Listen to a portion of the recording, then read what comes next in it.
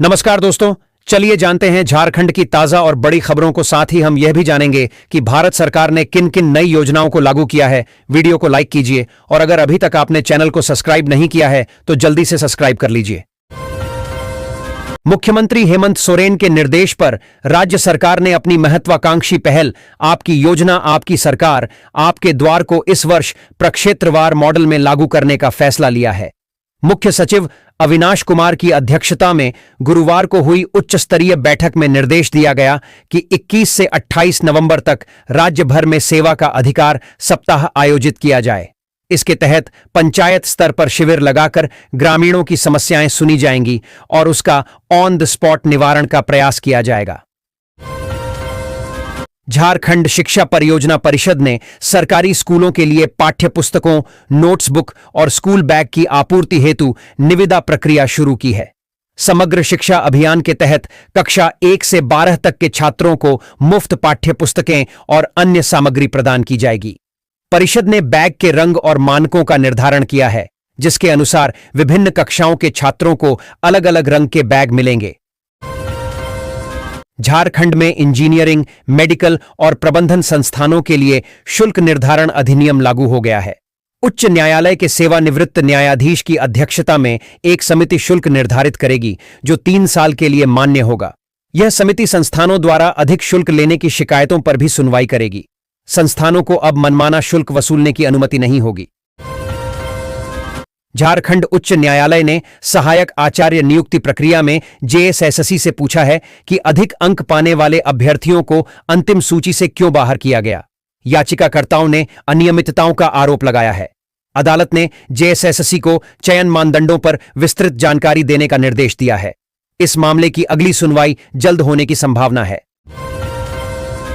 8वें वेतन आयोग को लागू करने के लिए सरकार स्टेप बाय स्टेप कदम बढ़ा रही है। इस बीच केंद्रीय सरकारी कर्मचारी और श्रमिक परिसंघ ने प्रधानमंत्री नरेंद्र मोदी से एक बड़ी अपील की है। संघ ने 8वें केंद्रीय वेतन आयोग 8th पे कमीशन के टर्म ऑफ रेफरेंस TOR में संशोधन करने की अपील की है। उनका कहना है कि करीब 69 लाख पेंशनर्स और फैमिली पेंशनर्स की महत्वपूर्ण चिंताओं को नजरअंदाज कर दिया गया है। सहारा इंडिया में निवेश करने वाले लाखों लोगों के लिए बड़ी राहत की खबर आई है। कंपनी ने वर्ष 2023 से निवेशकों की जमा राशि वापस करने की प्रक्रिया शुरू की थी, जिसके तहत कई निवेशकों को किस्तों में पैसा मिल भी चुका है। लेकिन बड़ी संख्या में ऐसे लोग भी थे जिनका रिफंड रजिस्ट्रेशन गलत जानकारी, अधूरे दस्तावेज या तकनीकी त्रुटियों के कारण रद्द हो गया था। अब कंपनी ने इन सभी निवेशकों के लिए पुनः रिफंड रीसबमिशन की सुविधा शुरू कर दी है, जिससे हर व्यक्ति को अपना पैसा वापस पाने का दूसरा मौका मिल सकेगा। देश भर के लाखों स्कूली विद्यार्थियों के लिए बड़ी खुशखबरी सामने आई है। सरकार ने फ्री लैपटॉप योजना 2025 की नई घोषणा करते हुए बताया है कि कक्षा 9वीं, 10वीं और 12वीं के योग्य छात्रों को बिल्कुल मुफ्त लैपटॉप दिए जाएंगे। इस योजना का उद्देश्य देश के विद्यार्थियों को डिजिटल रूप से मजबूत बनाना, पढ़ाई को आसान बनाना और हर छात्र को आधुनिक ऑनलाइन शिक्षा से जोड़ना है। जैसे ही यह अपडेट आया, छात्रों और अभिभावकों में काफी उत्साह देखने को मिल रहा है, क्योंकि इस बार बिना किसी फीस या शुल्क के हाई क्वालिटी लैपटॉप उपलब्ध कराए जाने वाले हैं। झारखंड सरकार ने आपकी योजना आपकी सरकार आपके द्वार कार्यक्रम शुरू किया है, जिसका उद्देश्य सरकारी योजनाओं को जनता तक पहुंचाना है।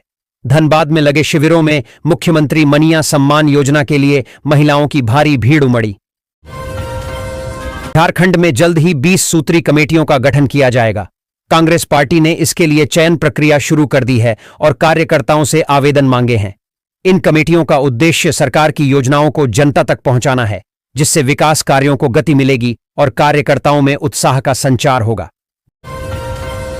धनबाद में मौसम की गलत जानकारी देने वाली एजेंसी पर कार्रवाई होने जा रही है। मौसम केंद्र रांची ने एजेंसी को ब्लैकलिस्ट करने की प्रक्रिया शुरू कर दी है। एजेंसी 3 द्वारा दी गई मौसम की रिपोर्ट में कई बार गलत जानकारी पाई गई, जिससे लोगों को काफी दिक्कतों का सामना करना पड़ा। धनबाद जिले में सहकारिता विभाग 1 दिसंबर से धान खरीदी शुरू करने जा रहा है, जिसके लिए 18 केंद्र खोले जाएंगे। किसानों को धान बेचने में सुविधा हो, इसके लिए हर प्रखंड में कम से कम 1 केंद्र होगा। सरकार किसानों को प्रति क्विंटल 100 रुपये का बोनस भी देगी, जिससे उन्हें कुल 2,469 रुपये प्रति क्विंटल मिलेंगे। वृद्धावस्था पेंशन वरिष्ठ नागरिकों के लिए एक महत्वपूर्ण आर्थिक सहारा है। 4,000 रुपये की मासिक पेंशन उन्हें आत्मनिर्भर और सम्मानजनक जीवन जीने में मदद करेगी। यह राशि उनकी बुनियादी जरूरतों जैसे भोजन, दवाइयां और छोटे मोटे खर्चों को पूरा करने में सहायक होगी। यह एक सामाजिक सुरक्षा का माध्यम है जो बुढ़ापे में होने वाली आर्थिक चिंताओं को कम कर सकती है। यह पहल सरकार द्वारा बुजुर्गों के कल्याण के प्रति प्रतिबद्धता दर्शाती है। झारखंड स्टेट क्रिकेट एसोसिएशन ने सैयद मुश्ताक अली ट्रॉफी के लिए 16 सदस्यीय टीम की घोषणा की है। ईशान किशन टीम के कप्तान होंगे जबकि कुमार कुशाग्र उपकप्तान होंगे। झारखंड की टीम 26 नवंबर को दिल्ली के खिलाफ अपना पहला मैच खेलेगी। टीम में युवा और अनुभवी खिलाड़ियों का मिश्रण है जिससे स्मैट ट्रॉफी में बेहतर प्रदर्शन की उम्मीद है। दक्षिण पूर्व रेलवे ने यात्रियों की सुविधा के लिए कई ट्रेनों में अस्थायी रूप से अतिरिक्त कोच लगाने का निर्णय लिया है। यह सुविधा 22 से 28 नवंबर तक कुछ विशेष ट्रेनों में उपलब्ध रहेगी जिससे प्रतीक्षा सूची वाले यात्रियों को राहत मिलेगी। टाटानगर बक्सर एक्सप्रेस समेत रांची, हावड़ा और सांतरागाछी से गुजरने वाली ट्रेनों में अतिरिक्त कोच जोड़े जाएंगे। 17वें आदिवासी युवा आदान प्रदान कार्यक्रम के तहत 20 बच्चे चेन्नई जाएंगे। वे चेन्नई के ऐतिहासिक और धार्मिक स्थलों का भ्रमण करेंगे। इस कार्यक्रम का उद्देश्य आदिवासी युवाओं को देश की संस्कृति और विरासत से परिचित कराना है जिससे उन्हें विभिन्न संस्कृतियों को समझने का अवसर मिलेगा। यह कार्यक्रम आदिवासी युवाओं को मुख्यधारा से जोड़ने में सहायक है। बिहार की राजनीति में एक बार फिर इतिहास दोहराते हुए नीतीश कुमार ने गुरुवार को 10वीं बार मुख्यमंत्री पद की शपथ ली। झारखंड के पूर्व मुख्यमंत्री एवं भाजपा के वरिष्ठ नेता रघुवर दास ने शपथ ग्रहण पर हर्ष व्यक्त करते हुए मुख्यमंत्री नीतीश कुमार, दोनों उप मुख्यमंत्रियों सम्राट चौधरी, विजय सिन्हा समेत सभी नवनियुक्त मंत्रियों को बधाई और शुभकामनाएं दी। उन्होंने कहा कि एनडीए के नेतृत्व में बनी यह सरकार बिहार के लिए स्थिरता, विकास और सुशासन का नया अध्याय लिखेगी। मैक्लुस्कीगंज, कोनका स्थित कांचनजंगा पैलेस परिसर में एक समारोह आयोजित किया गया जिसकी अध्यक्षता आकाश मुंडा ने की। सीसीएल कर्मियों द्वारा आयोजित समारोह में मैक्लुस्कीगंज निवासी कमल मुंडा को प्रशस्ति पत्र व मोमेंटो देकर सम्मानित किया गया। मौके पर उपस्थित श्री मुंडा की धर्मपत्नी श्रीमती फुलमनी देवी को भी उपहार भेंट की गई। ध्यात हो कि कमल मुंडा सीसीएल में स्पेशल ग्रेड डंफर ऑपरेटर के पद पर कार्यरत थे। वे 41 वर्षों तक नौकरी की। सोने की कीमतों में उछाल के साथ गोल्ड लीजिंग निवेशकों के बीच एक लोकप्रिय विकल्प बन रहा है। अमीर निवेशक अब अपने सोने को ज्वेलर्स को किराए पर देकर ब्याज कमा रहे हैं जिससे सोना एक इनकम देने वाला एसेट बन गया है। भारत में त्योहारों और सप्लाई की कमी के कारण लीज रेट बढ़ गए हैं और डिजिटल गोल्ड ऐप्स ने भी निवेशकों को यह अवसर प्रदान किया है। सुप्रीम कोर्ट ने केरल, यूपी समेत कई राज्यों में वोटर लिस्ट के विशेष गहन पुनरीक्षण एसआईआर के खिलाफ याचिकाओं पर सुनवाई करने की सहमति दी है। अदालत ने चुनाव आयोग से जवाब मांगा है। केरल की याचिका पर जल्द सुनवाई होगी क्योंकि वहां स्थानीय निकाय चुनाव होने वाले हैं। अन्य राज्यों की याचिकाओं पर दिसंबर में सुनवाई होगी। गैर राजग शासित राज्यों के 33 विधेयक राज्यपाल या राष्ट्रपति की मंजूरी के लिए लंबित हैं, जिनमें बंगाल के 19, कर्नाटक के 10, तेलंगाना के 3 और केरल का एक विधेयक शामिल है। इसमें कर्नाटक में मुस्लिम आरक्षण बिल और तेलंगाना में पिछड़ा वर्ग आरक्षण बिल भी फंसा हुआ है। प्रधानमंत्री नरेंद्र मोदी जी20 शिखर सम्मेलन में भाग लेने के लिए जोहान्सबर्ग रवाना हो गए हैं।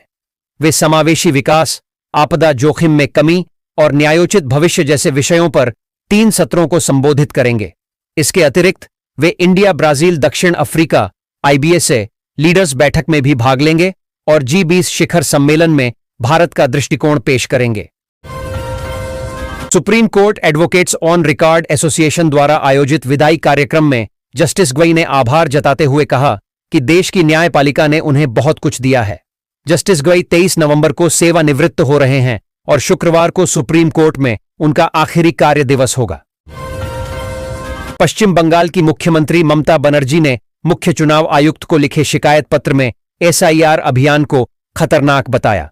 इस पत्र के एक दिन बाद अमित शाह की प्रतिक्रिया सामने आई है, जिसमें उन्होंने कहा, कुछ राजनीतिक दल घुसपैठियों को बचाने की कोशिश कर रहे हैं। भाजपा नेता मुरली मनोहर जोशी ने राज्यों में आर्थिक समानता पर जोर दिया। उन्होंने कहा कि केवल चुनाव में पैसे बांटने से कल्याण नहीं होगा। उन्होंने सुझाव दिया कि भेदभाव मिटाने के लिए छोटे राज्य बनाए जाएं, जिनमें बराबर चुनाव क्षेत्र और आबादी हो। पटना में चिराग पासवान ने सरकार गठन के बाद आज मीडिया से बात की। इस दौरान उन्होंने मीडिया के सभी सवालों के जवाब दिए। उन्होंने कहा कि लोजपा रामविलास खरमास के बाद बिहार यात्रा निकालेगी, जिसका उद्देश्य एनडीए की जीत के लिए जनता को धन्यवाद देना है। बिहार विधानसभा चुनाव 2025 के परिणाम आने के बाद बिहार कांग्रेस में सब कुछ ठीक नहीं है। पार्टी के नेताओं को नोटिस दिए जाने के बाद इस्तीफे का भी दौर शुरू हो गया है। पार्टी की महिला प्रदेश अध्यक्ष ने भी इस्तीफा दे दिया है।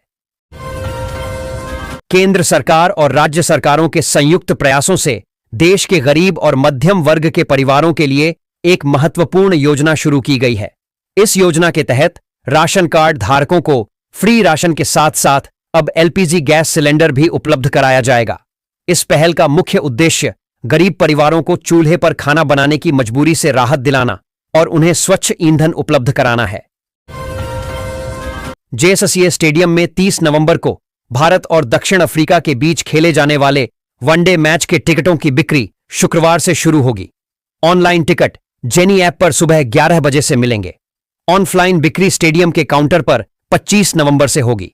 स्टेडियम में गुरुवार को आयोजित प्रेस कॉन्फ्रेंस में जानकारी देते हुए जेएससीए उपाध्यक्ष संजय पांडे ने टिकट में दिए गए निर्देशों का पालन करने का आग्रह दर्शकों एक से किया है। पूर्वी सिंहभूम जिले में आपकी पूंजी आपका अधिकार अभियान के तहत 3 करोड़ 48 लाख रुपए की लावारिस राशि सही हकदारों तक पहुंचाई गई। जिला प्रशासन ने जागरूकता कार्यक्रम आयोजित कर लोगों को उनकी जमा राशि के बारे में जानकारी दी। इस पहल से बड़ी संख्या में लोगों को आर्थिक मदद मिली और वित्तीय समावेशन को बढ़ावा मिला। कई लोगों ने इस राशि का उपयोग शिक्षा और चिकित्सा खर्चों के लिए किया।